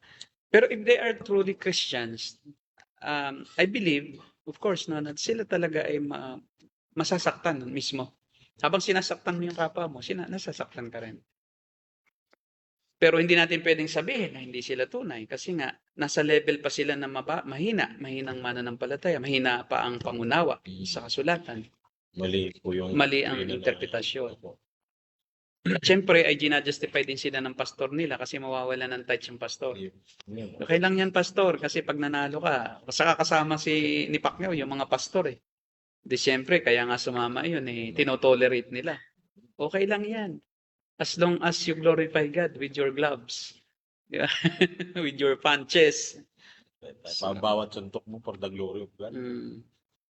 Taekwondo, yung face slapping, wrestling, grabe yung face slapping. Talagang tanggal ang mga ngipin. Ito, listening to secular music. To what extent and what kind of music or genre of music that we are supposed to avoid listening. Kaya ang ating problema dyan ay yun ngang level ng discernment na meron ng isang Kristiyano. Nasasatisfy pa ba siya doon sa mga rock and roll? Mayroong kaibigang pastor, paborito nga niya, Beatles eh. Hey Jude. Di ba? Saka yung Mama Mary comes to me. Speaking words of wisdom, yung Let It Be, kinakanta din niya. Ngayon, hindi mo matawaran na siya talaga ay pastor. Senior pastor ko nga yun eh. Favorite band ni Beatles. Ngayon, when it comes to, syempre of course, when it comes to discernment at saka yung maturity sa ilang bagay, hindi niya yun hindi siya na hindi siya sa kanya siguro entertainment lang yun. So without yung dedication sa music nila. Just like it's just a satisfaction na hinahabol nila dun sa music, and then isa na ring dahilan diyan yung kanilang paghanga doon sa galing, sa craft ng mga musicians na yan. So it's a matter of talaga personal conviction. Kasi hindi ko naman pwedeng sabihin siya ay nagkakasala sa ganoon kasi hindi naman niya tahasang sinasamba ang Beatles. Oo. At kung may kanta man na mayroong Mama Mary Comes to Me, pag kinanta ba niya yun, yung bang puso niya ay sumasamba na kay Mary? Or ini-alienate niya yung kanyang faith? Pero of course, no, sa iba talaga masama yun. Sa pananaw ng iba. Kasi bakit kakakanta ng isang kantang gino-glorify mo si Mama Mary? At bakit mo naman mama yun? Hindi mo naman mama yun. Makikimama ka, di ka naman ampun. Pero yung, pero yung pastor, yung Christian musician, bawal tumugtog sa labas. Bawal ba sila? Masama ba nakakasala? May mga ganyan. Yan. Meron akong klase noon sa Acts nung nag-Acts ako. Si Buddy. Kilala mo siguro si Buddy. Ano siya member siya ng band. Tumutugtog sila sa mga club. Pero worker siya sa church. Ngayon, nung time na yon, hindi ko ma-reconcile na paano mo na natatagalan na sa gabi, kasama ka ng mga manginginom, pinapasaya mo yung mga manginginom, may mga dancers, tapos doon nangyayari yung kalaswaan, yung sugal, siyempre may sugalan din dyan, may fornication, siyempre adultery, andyan na yan. Nagtitable yung mga lalaki. So, tinanong ko siya, bakit di ka makaalis, pastor, dyan? Sabi niya, ay wala namang sweldo talaga ako sa church. Pag ako umalis doon, mamamatay ang ko sa gutom. So, it's a matter of personal conviction na rin. So, probably, sa tingin ko sa kanya, it's not yet time. Nag-struggle siya, for sure. But, he is without choice but to continue on what he is doing as a band, as a member of the band, of their band. Kasi nga, yun nga, sinasabi ko, laging may kinalaman yan sa ikabubuhay. They don't have yet reached that level of faith na pag iniwan nila yon, papalitan ng Diyos. Kasi alam niyo mga kapatid, pag may iniwan ka na isang bagay na may katumbas na halaga, may pangako naman ang Panginoon na papalitan niya yun. At yan isa sa mga prinsipyo ng Scripture at sa katotohanan ng sinabi ng Panginoon na ang nag-iwan ng kanyang pamilya, asawa, anak, mga ari-arian, nang dahil sa akin, ay daragdagan ko. At ibibigay ko lahat ng nawala. Ngayon, I experienced that. And hopefully, yung mga nag-i-struggle pa din dyan, makapag-decide na. God will replace everything that you have forsaken for the sake of serving Him. Sabi nga ni Paul, I treat everything rubbish. Everything that I own, everything about my education, about my family background, iniwan na niya lahat. Iniwan niya lahat at naglingkod kay Kristo. Well, iba-iba ang calling natin. Hindi naman tayo tinawag na maging apostol at church planter, missionary, na gaya ni Pablo. May kanya-kanya tayong place sa gawain ng Diyos. Kaya mayroon ding kanya-kanyang ano ang Diyos sa atin. Mandato at pagkilos. Ngayon, siguro atin itong dalawahin kasi hindi pa nga tayo nakaabot doon sa ano ba yung mga prinsipyo na dapat nating i-apply sa mga ganitong area. Gumamit lang tayo ng mga halimbawa, marami pa. Pwede sigurong magdagdag pa yung ating mga taga-panood. Kung ano pa yung naisip pa kayo, pwede po ninyong i-suggest dito at tatalakayin po natin yan sa next podcast. Gawin nating two-part yung ating podcast ngayon about yung gray areas in Christian life. Sige po, magbasa na Sige tayo po. ng mga tanong. Kung may tanong. Ayan, ito muna kay Rosel. Ah, kinuha po pastor ang iba ang aral ng ikapo. Pagbibigay ni Abraham ng ikapo kay Melchizedek, yung ikapo daw binatay nila kaya doon sa pagbibigay ng ikapo. Ang tanong, ilang beses bang nag-ikapo si Abraham? Isa. O, hindi gawin din yung isang beses din lang. Opo. Kasi ginagawa nyo linggo-linggo. Pag kasi kukuha tayo ng prinsipyo at ginagaya ninyo, gayahin nyo na talaga. Yes. Kasi hindi naman ginaya nyo lang ginawa nyo ng ano talaga permanente. Yan po ay that is actually what we call Christophany according to many Bible scholars. Ang Christophany is yung pagpapakita ng Panginoong Jesucristo sa anyong laman nung hindi pa siya nagkakatawang tao. Nang panandalian lang. And that shows that he is more than Abraham. That there is somebody who is higher than Abraham. Hindi yung ikapo ang punto doon eh.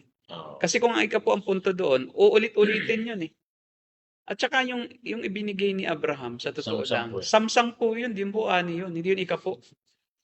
Yun po'y samsam o nakaw. Nakaw po yun. Nagpapakita lang yun na Jesus Christ owns everything and that He is the highest of all persons. Hindi po siya created being. Kaya yun lang ang ipinapakita doon. Kasi hari ng Salem Jerusalem noon. Kasi, pastor, ang argumento ko kasi nila dyan, lagi niyo yung sinasabi na hindi na binding yung ikapo dahil yan ay nag-i-exist lang nung mayroong law ni Moses. Wala pa niya si Abraham. Yes, oo. Pero Old Testament tayo. Hindi sinasabi nating under the law lang, but under the Old Testament. Pag sinabi nating under the Old Testament and New Testament, hindi lang yon law ang tinutukoy natin, but even yung ginawa ni Cain, hindi na binding. Ano yung mag-aano pa rin tayo? Maghahandog pa rin tayo ng hayop natin? Kung sabihin yung binding din yon. O sino yung gaya ni Cain at Abel na gumagawa ng ganyan? Na altar. Tapos magsusunog ka ng iyong tupa doon. Yung isa naman, yung kanyang mga halaman. Wala na nga po Lahat yan ng estilo ng pagbibigay sa Old Testament, hindi na yun binding sa New Testament. Di lang yung Mosaic Law, but under the Old Testament. And certainly, yung nangyari kay Abraham, na nagbigay siya ng ikapo kay Melchizedek, under the Old Testament nga yun. Although there's no Mosaic Law yet.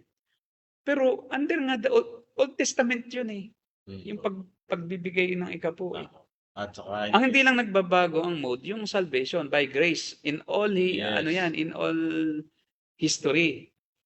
OT, NT, church age, by grace lang.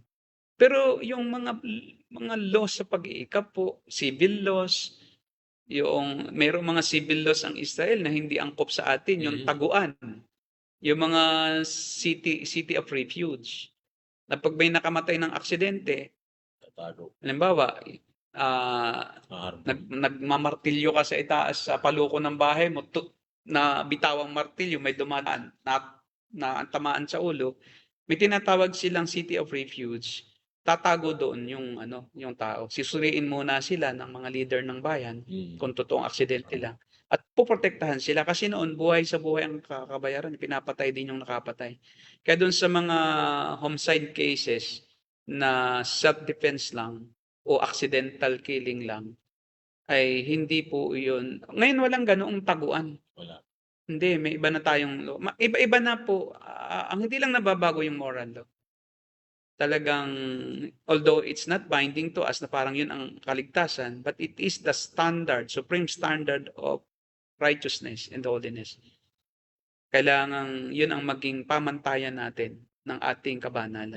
Kasi ginanap din ni Jesus Christ po yun. Ginanap na rin yun ni Kristo, kaya wala na rin yung visa sa atin para tayo mapahamak, na pag di natin nasunod, ay tayo mapunta pa rin sa impyerno. But that serves as the supreme standard of morality. Kaya po, hindi po pwedeng gamitin isang beses lang. Ang rule po sa hermeneutic at saka sa doctrine, sa pagbuo ng doctrine is, hindi lang isang text ang susuporta doon.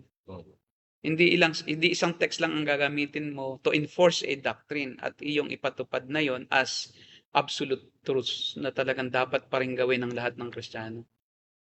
Di dapat may Melchizedek pa rin. Sino si Melchizedek? Yan ang nagkatawang taong Panginoong Kristo nung panahon yun sa isang pagkakataon lang.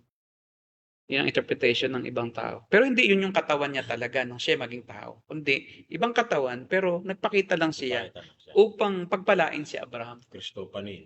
Ang isa iyon sa proclamation and affirmation ng calling ng Diyos kay Abraham na siya talaga'y magiging ama ng maraming bansa. That's one of the purposes kung bakit nagbigay at tinanggap naman ni Melchizedek yung handog ni Abraham. Kaya hindi po pwedeng gamitin yon. Isang verse, wala na si Melchizedek at saka hindi ka naman si Abraham. Malinaw po yun. Next question po, Pastor.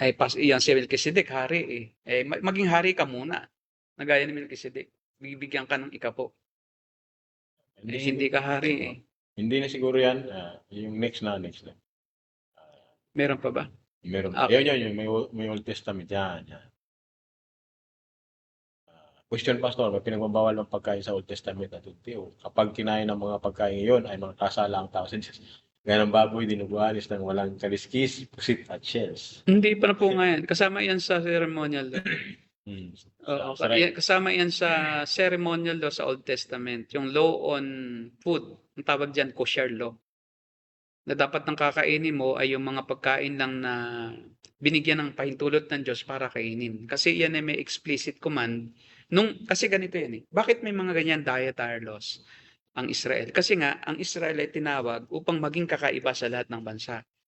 Ang Israel lang ang hindi kumakain ng mga seashells, ng mga alimango, ng mga isdang walang kaliskis, ng mga ibon na marumi, gaya ng buitre, ng mga hayop sa lupa na hindi walang ang paa, yung walang biyak, walang biyak ang paa, gaya ng baboy, yung hindi ngumunguya, bawal iyan, kainin, saka yung maruruming mga hayop, bats, yan, marumi, unggoy, hindi yan kinakain.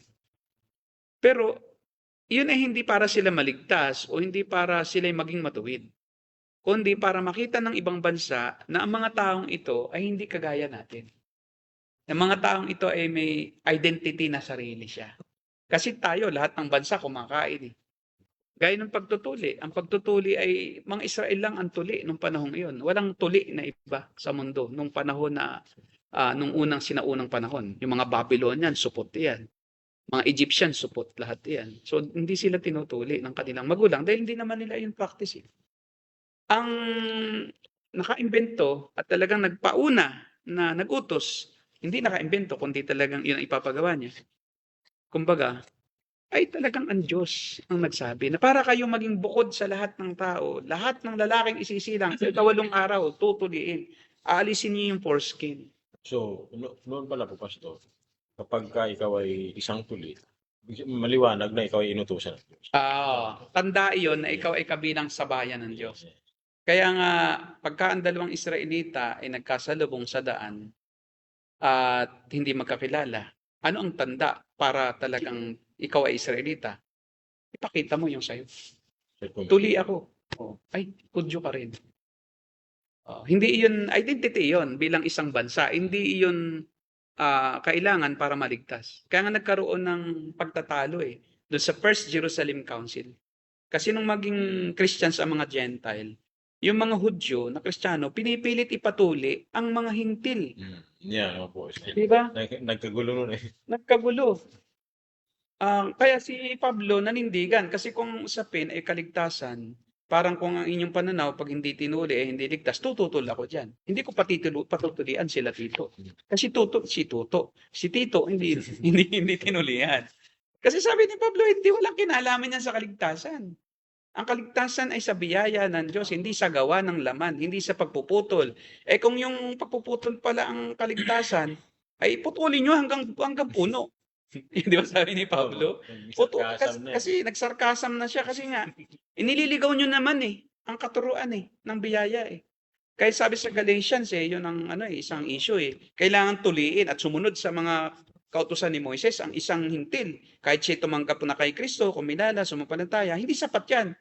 Kaya sabi ni Pablo, kung ako man o isang anghel man ang pumunta sa lupa at baguhin ang doktrina ko na itinuro na ang kaligtasan ay hindi sa gawa ng laman, kundi sa biyaya ng Diyos, pakasumpain siya. Let him be anathemized. Ibig sabihin, pati ako, kung baguhin ko, impyerno na ako. Sumpain ako sa impyerno dahil napakasama ng pagbabago, baguhin mo ang doktrina ng biyaya ng kaligtasan. Ito ay isang primary doctrine. Pagka napalipat na ang kaligtasan ay napataya na o naging pundasyon na ng kaligtasan ay yung gawa ng tao, yung gawa ng laman, ay hindi ka maligtas. Paano ka maligtas? Kahit tuli ka, hindi ka makasunod sa 10 utos. Kaya nga sa Roman Catholic Church, yun din ang doktrina nila eh. Di ba? Pag hindi ka daw tuli, hindi ka Kristiyano. Di ba? Dala-dala nila yan. Kaya tuloy, takot yung mga supot. Baka hindi ka pupuntang langit. No, di ba? Tsaka pag hindi ka nabinyagan, hindi ka rin mapupunta sa langit. Dalawa ang right sa Roman Catholic. Kailangan patuli ka at kailangan pabinyag ka. Dalawa ang binyag. Binyag din yung pagtutuli, di ba? Oo. Tawag, binyagan ka na ba? Oo. Pag hindi ka binyagan, ay, hindi ka kasali sa langit. Takot na takot yung mga bata. Hindi pupunta ng langit. Hindi pupunta ng langit, kailangan magpabinyag. Kailangan pabinyag. Ayun, tanong pa. May tanong po si Christian, Brother Christian. Anong tanong ni Brother Christian? Ayan, sabi niya kailan po yung gulo yung Pastor Derek, Pastor Mil. Sabi niya ay, saan may tanong siya dito tungkol doon sa pagtuturo eh. Kailan po pala yung opening ng next online group study class? Saan eh?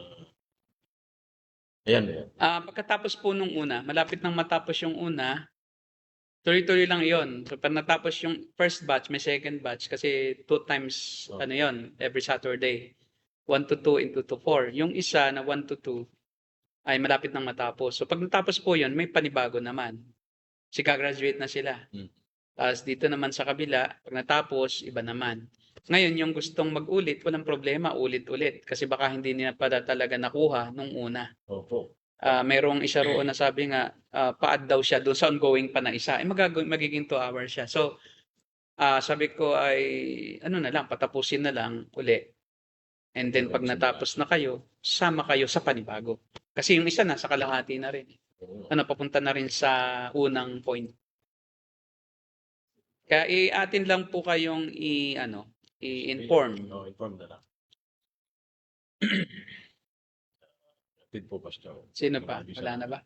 Ano po? So, Ito po, Pastor, kay last question. Kay Sige. Rosil Ayo. Sa praise worship at high praise po, Pastor, ay binatay din nila sa tabernakulo na may 3 parte. ayun, oo. May mga O nga, no? may mga evangelicals na parang Nung, 3 parte. Yung una, yung masaya. Kasi daw, inihanda mo ang sarili mo sa presensya ng Diyos. Tapos pagka may unang 3 na talagang let all of the trees of the field clap their hands, masasaya, praise. Pagkatapos pag nakapasok ka daw sa tabernakulo, dapat solemn na. Kumbaga yung first 3 or first 4 na praise, yung nasa labas ka pa ng tabernacle.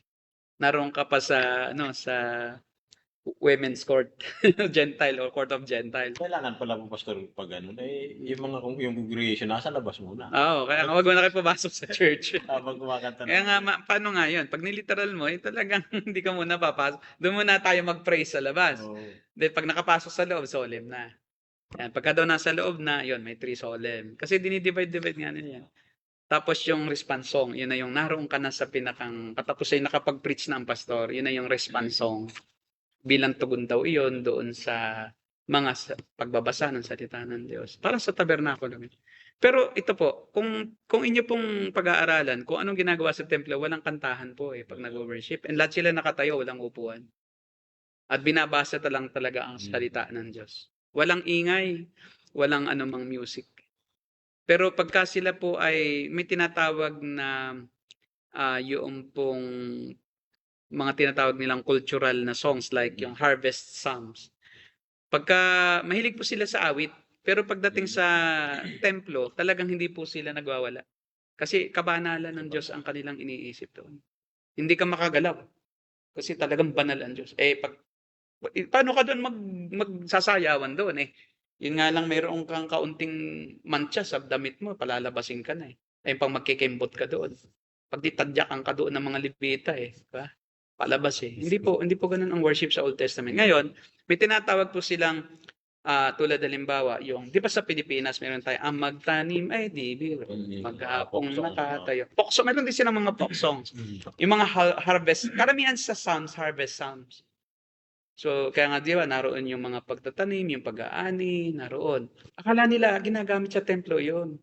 Kaya ginagawa nila, kino-convert sa church na ganun din. Meron din silang, ano yun, war songs. Oh, Through our God, we shall do valiantly.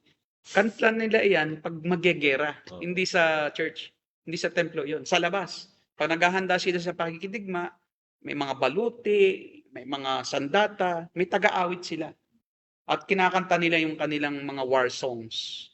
Parang mga tribo din, may war songs. Di ba? Mayroong, di ba, sa Ifugao, talagang, awu. Yung mga ano nga eh. Di ba yung mga Spartans, yung 300, di ba? Opo. O may mga sigaw yan na talagang parang kumakanta rin. Awu. Diba, mga ganun. Ganun din sila. Meron din silang yung Song of Ascents, yung Psalm of Ascents. Yung Ascents, yung pag sila maglalakbay, patungo pa sa templo, kinakanta nila yan. So nakikita, ina-imagine nila ang templo habang sila naglalakbay, pero nakikita nila ang kalikasan, inilalagay nila sa kanta. Yung kasama yung personification na let all of the trees of the field clap their hands kasi parang they are excited na magpuri sa templo kaya ini-imagine nila na pati yung mga puno ay magpupuri sa Diyos. Celebration psalms like yung ginawa ni David. That is not worship.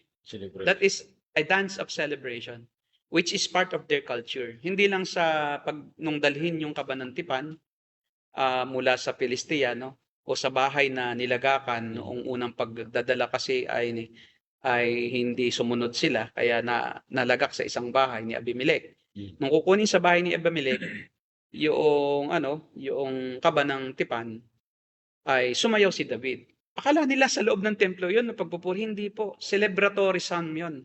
Na kahit saang okasyon, lalo na pag nagtagumpay sila sa labanan, sila nagsasayawan sa gala. Ang Diyos natin ay makapangyarihan. Talagang si Yahweh ay tapat, di ba? Siya ang katulong ng Israel. Di ba yung isang kanta natin? Ganun din yun. Pero solemn. Yung siya ang mag-iingat. He will teach you over evil now and forever. He will keep you. Oo. Yan ay isa rin na hinango sa kanta yon ng kanilang doon sa psalm din na sa kanilang pagtatagumpay. Victory Psalms. So kaya po, ang problema yung kaalaman ng pag-aaral. Kaya mayroon tayong subject na poetical books.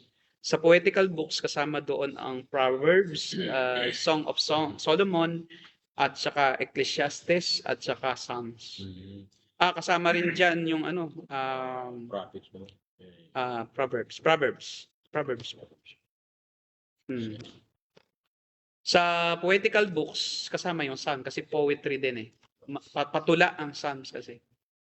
Patula. Na ginawa, nilagyan ng nilapatan ng liriko. Kinakanta nila sa iba't ibang okasyon. Ano ba, yung mga personal penitence Psalms tulad ni David. Personal yun, Psalm 51 eh. Hindi naman yung kinakanta sa templo eh. Di ba yung ayon sa iyong kagandahang loob, ama ako, iyong kahabagan.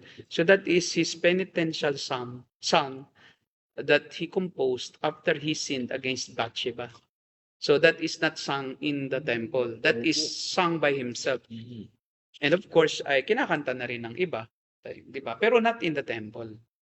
So mayroong mga personal psalms na for personal reflection, mayroong Song of Ascents, yung pag-akyat nila sa bundok, papunta sa templo, in preparation of their worship, yearly pilgrimage, kahit sila naroon na bahagi ng Israel, kung sila may nasa Judea, nasa Galilea o Jerusalem, pupunta sila roon. O nasa Jerusalem, di ka na maglalakbay, andun ka na eh. Yung mga nasa Galilea, yun ang kanta, kinakanta. Mahilig sila kumanta. Yung mga Samaritans naman, di naman nagwo-worship yun sa templo eh. Kasi meron sila sariling templo. Yung sa Mount Gerizim, yun daw ang bundok ng Diyos, doon daw ang Diyos naroon, yung templo ng Diyos. Mount Gerizim. Well, yan yung ano, yun yung hindi naunawaan. Huwag nating parang ginagawang allegorical na yung pagsamba natin ay binibase natin doon sa prinsipyo ng outer court, tapos holy place, tapos holy of holies. Hindi po ganoon. Kaya may tinatawag tayong um, regulative principle of worship. Na kung ano talaga yung dapat nakanta sa worship, worship lang. Huwag nating samahan ng praise. Ngayon, kung may concert tayo, eh di doon tayo mag-praise sa concert. Pwede. Outside of worship. Kasi hindi naman tayo corporately nagwo-worship eh. Nagse-celebrate tayo doon sa praise, doon sa ginawa ng Diyos. So we can do some concerts and we can sing songs that praises or that praise God. And Yung mga masasaya. yung masasaya, no problem with that. Pero wag yung kanta ng mga heretical. Oo, mga Hillsong. Mga Hillsong kasi hellsong yan. Although meron ding mga kanta na tama ang liriko, but the background nung kumanta. Opo. Mga tao yan na paimbabaw. No, kasi hindi naman totoong nagpupuri sa Diyos yon, gustong sumikat. Sunod. Maraming nag-aambisyon noon na sumasama lang sa Bethel. Diba sa Bethel music, sa Bethel worship service, may dalawang bading na miyembro ng band. At nagtapat sila na talagang sila'y bading. Pero tinotolerate ng Bethel Church ni Bill Johnson. O, di ba? Ano mangyayari doon sa mga nakikinig kung alam na parehong bading yung gitaristang isa at singer, back-upper? Bigyan nila. Biruin mo. Opo. O, di okay lang pala ang bading. Meron nga diyang worship leader, bading din eh. Kaya lahat ng bading pupunta sa iyo. Mga miyembro mo bading din. Pati ikaw mababading din. Di ba? Kasi ito-tolerate mo ang bading eh. So, that's how we should treat worship. It is holy. Alam mo ba sa worship, sobrang stricto ng Diyos. Pagka nag-worship ka na iba ang iyong ginawa kaysa doon sa instruction ng Diyos. Like yung dalawang anak ni Eli, si Phineas at saka si isa doon. Ang pangalan ko eh. Hophni, parang ganun. Si Phineas. So ang ginawa nila meron kasing sa paghahandog, sa pagsamba, mayroong kasing uri ng kahoy na ilangan dapat gamitin. Opo. So ang sabi ng iba kaya tinawag na strange fire dahil yung kahoy na supposedly yun ang kasama sa requirement ng Diyos na ganung uri ng kahoy ang gagamitin, ibang ginamit. O kaya hindi inihanda. Same na kahoy pero mayroon pang ritual na dapat gawin. Maaring basa pa yon, pinilit. So ang pagsamba sa Diyos ay napakahalaga. Hindi pwedeng tayo kumanta ng kanta na tayo ang may gusto. Halimbawa, ito illustration ko. Kung si Bongbong ay may favorite song, pag pumunta ka sa kanyang bahay, kahit sa Malacanang, tapos sinandugan mo ng kanta, kakantahin mo yung kantang gusto niya. Hindi mo siya kakantahan ng, "Oh, Bongbong, ikaw ay ganito." Wag ganon. Yung kagaya ng kinakanta ngayon, di ba? Nilalagyan nilang masamang liriko. Magagalit sa'yo yun. Hindi ka pwedeng sumayaw-sayaw sa harapan ni Bongbong. Kung ano yung kantang gusto niya, yun ang kakantahin mo. Halimbawa, si Pinoy, anong kanta niyang paborito? Pusong Bato. O, di ba yung kantahin mo? Masaya siya. Ito ang tanong ko sa Diyos, anong kanyang gustong kanta? Gusto ba ng Diyos kaya kimbot-kimbot ka sa harapan niya? Magsisigawan kayo. At pagsisigawan kayo, tapos ang damit mo, halos mahuhubuan ka na. Tapos nagkakagulo kayo, nawawala kayo sa sarili, may nagtatambling, may nag-aalulong. Ang Diyos ay banal at ang banal na Diyos ay orderly. Dapat nasa kaayusan kasi hindi ayon sa kabanalan ang kaguluhan eh. Kung sasamba ka, hindi dapat mapuno ng emosyon, na wala ka ng pag-iisip. Kaya nga anong sabi? Worship God in spirit and in truth. Bakit truth? Dapat alam mo ang ginagawa mo. Ang katotohanan, hindi yung nawawala sa sarili. Dapat alam mo ang ginagawa mo, aware ka sa paligid mo, aware ka sa kinakanta mo, ito ba'y nakakalugod sa Diyos? Ang mga liriko ba hindi? Kita mo, ang mga lyrics ngayon, personal lang eh. Puro personal na. I love you, Lord. I love you, Lord. And puro ay. Hindi yung glory ng Diyos ang nakikita, kundi yung feelings mo sa Diyos lang. Tama. Minsan parang ang kanta nga, boyfriend si Lord eh. Na-imagine tuloy nila. Niro-romanticize. Parang kakabay ko si Lord, na kami naglalakad sa langit. Tapos yung may mga kanta pang you don't want heaven without us, so that's why you brought heaven to earth. Wow. Ayaw daw ng Diyos ng langit na wala ang tao. Wow. Sino ka? Hindi daw masaya ang Diyos eh. Pag wala ka eh. Eh di ikaw na. Napakamaling yun. Biruin mo. Ang Diyos ay masaya na kahit wala ka nga eh. Kahit nga pupunta sa impyerno ang maraming tao, masaya pa rin siya. He cannot be affected by what by your destiny. Ang Diyos ay Because God is self-sufficient. Ang isang doctrine ng Diyos is He is self-sufficient, He is self-satisfied, He is self-exalted, He is self-glorified. Hindi na- Even without anybody to glorify Him, He is already glorified. You cannot add to His glory. Who are you to add something to His glory? Diba? Who are you to say that without me, you are not happy? You are not satisfied? What? Are you more than God? God is almighty. God is all-sufficient. God is omnipresent, omnipotent, omnipresent. Nasa lahat ng dako, tapos hindi siya masisiyahan. Kasi ang liit ng sabi nga ni R.C. Sproul, sabi niya, sabi niya, kayong mga people, di ba? Who are you people? What's wrong with you? What's wrong with you? But you don't know God. You don't know yourself. Hindi nyo kilala sarili nyo, hindi nyo kilala ang Diyos. Kung kilala mo ang Diyos, magpupuri ka sa paraang gusto niya, hindi mo aawitin yung gusto mo. Kukonsider mo, ano ba ang gusto ng Diyos marinig sa akin? Hindi yung ano ba ang gusto kong marinig ko? Ano ba ang makapagpapasaya sa akin? Ano ba ang makakapangilabot sa akin? Ano ba ang makakasatisfy sa akin? Ano ba yung matutuwa ang mga tao? Yun ang gusto Diba? Kaya palakpakan, parang biro mo. Palakpakan natin ang Diyos. Hindi naman totoo ang Diyos ang pinapalakpakan kundi yung kumakanta eh. Kumakanta. Nag-ipokrito ka pa. Nagmamayabang ka lang naman. Para hindi halata na ikaw ang pinapalakpakan. Palakpakan natin ang Diyos. Pero habang pumapalakpak, ang galing ko talaga. So that's nonsense. You don't need to clap God because God cannot be satisfied with the clapping of your hands. He is satisfied if you obey His word. And if you have Him in your heart and you will fully be submitted to His rules and to His commands. Yun ang masaya siya sa'yo. Kung sinusunod mo, hindi yung kakanta ka lang tapos every Saturday, every Monday hanggang Saturday, sarili mo na ang sinusunod mo. Tapos tuwing linggo, gusto mo, papalakpakan mo ang Diyos. Hindi ka naman kapalapalakpak. Ang buhay mo naman, nakapandidiri sa harapan ng Diyos. So, we have nothing to offer to God. And we have nothing to give God glory. Kaya yung salitang, we give you glory. We give you glory. We will give you honor. Sino ka? Para bibigyan mo ng karangalan ang Diyos. Sino ka? Ikaw nahama ka, makasalanan ka, nauuuring ka na lang sa impyerno, hindi ka pa sapat ang parusa sa iyo eh. Tapos i-honor mo ang Diyos, sasabihin mo, ibibigyan mo ng honor ang Diyos may honor na kahit wala ka sa mundong ito.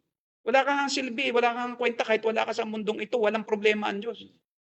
Pupurihin siya ng kanyang mga anghel. Gagawa na lang siya ng mga anghel na magpupuri sa kanya. Sino ka pa para ikaw ay kanyang kailanganin? At pag wala ka sa langit, di masaya siya, hilo ka. Self-centered ka, ikaw ang Diyos. Kung hindi sa akin, ang Diyos, kawawa. Wow. What a poor God. Walang sumampalataya dahil hindi tinanggap ng tao. What a poor God that you have. Talagang poor ang Diyos mo. Ang Diyos ko, hindi. Almighty siya. Yun. May isa pa punta ng pastor. Ayan na. Nag-trigger na tayo. Hindi ko ba? Hindi naman. Medyo matatapos na pala yung oras natin. Okay. Huli na lang. Sige po. Basahin natin. Good evening po. Magpapalit ko ito. Kung masasabi niyo about sa yung mga hindi daw pwede mag-take ng banal na hapunan na hindi pa na bautismo. Ay, after sila sa membership. Membership. Membership yan. Kasi pag hindi ka member, kasi ang bautismo is equivalent sa kanila sa membership. Pag hindi ka member, di ka pwedeng mag-take. Ang tawag dyan ay close communion. Parang depende po sa church.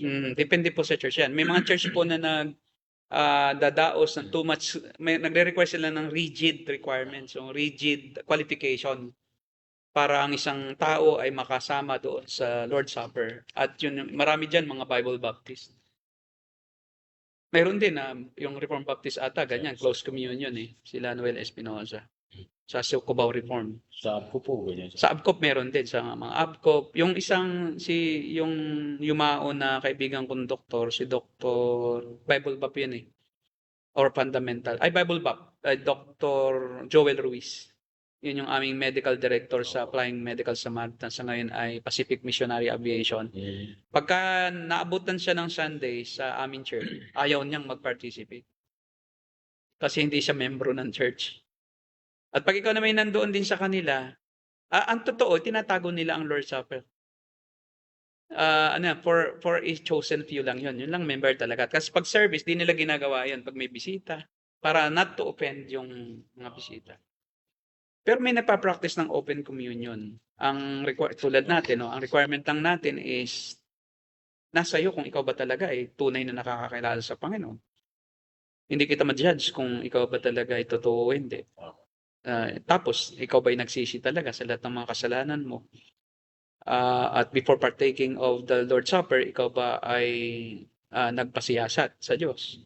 At ito ay talagang itinuturing mo na isang mandato ng Panginoong Jesucristo, na isang ordinansa na dapat gawin bilang pagpapaalala sa kanyang ginawa sa atin at pagpapaalala sa iyong ginagawa ngayon na dapat kang magpakumbaba at magsisi. And you can partake. Hindi natin pinagbabawalan. Mananagot ka na lang sa sarili mo. Kasi it's between you and God. I have no obligation whatsoever na tiyakin ko na ikaw ay ligtas. O paano matitiyak na ang isang tao ay tunay na ligtas kung hindi mo naman nakikita ang puso at isip ng isang tao? Lalo kung may bisita naman na hindi mo pa naman kilala. Parang pag sinabi mo, hindi ka pa pwede kasi hindi ka naman member ng church. Parang sinasabi mo na, you're judging that he is not yet a believer. Sa New Testament kasi walang ganong requirement. So we are just going by the book. If the scripture is silent, let's be silent. There is no such thing as pag hindi ka membro, you cannot partake of the Lord's Supper. Well, in fact nga, mga taga-Korinto, ang sasamang tao, pito mo, nagsa-Lord's Supper pa rin. Anong requirement nyo yan? Kaya hindi ako believe sa mga ganyan. Sobrang sobrang kayong holier than thou. Ang mga taga-Korinto nga oh. Ginawa pa nga, nag-inuman. Yun nga lang, nagkamatayan na dahil sa sobrang pag-iinom. Kasi kahit na pag di ka na kumain, kahit ng alak mo ay lang ang proof o konti, hindi ka na kumakain, mamatay ka talaga. Di ba? Kahit naman di ka mag-inom, pag di ka kumain, patay ka. Subukan mo di ka kumain ng 5 days. Pag di ka namatay, ewan ko lang. Okay. So, Pastor, thank you. Okay po, at paalam na tayo, Pastor Derek. Sige po, kami po ay magbabalik sa Webes at patuloy na tatalakay ng mga mahalagang katuruan at pag-expose ng mga maling katuruan, ganoon din ng mga maling mga bulang tagapagturo. At patuloy na pag-pray po ninyo na matuto tayong lahat sa mas lumalim pa yung ating kaalaman tungkol sa doctrine. At ito po ang The Narrow Gate, and we are the Cult Busters. God bless you.